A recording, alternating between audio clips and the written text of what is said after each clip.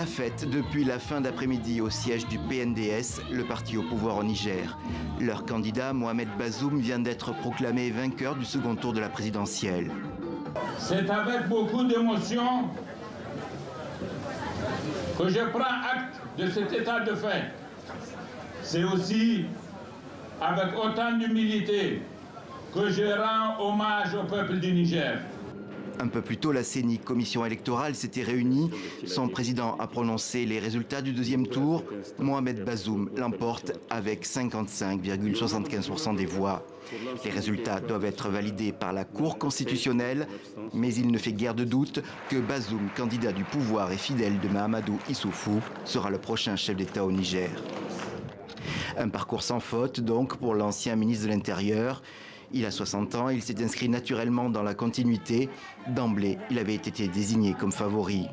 Bazoum est arabe, issu de la tribu des Ould Suleiman. Il a aussi été ministre des Affaires étrangères et a gardé de nombreux contacts à l'international. Reste que l'opposition refuse de reconnaître la défaite du candidat Mahaman Ousmane. Avant même l'annonce officielle, son porte-parole dénonçait un hold-up électoral.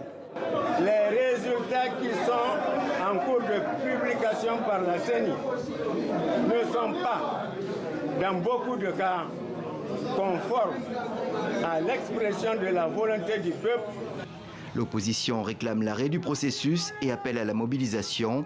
À Niamey, en tout cas, Mahaman Ousmane a des partisans très remontés. Ils ont pris la rue dans l'après-midi et quelques accrochages ont eu lieu avec la police.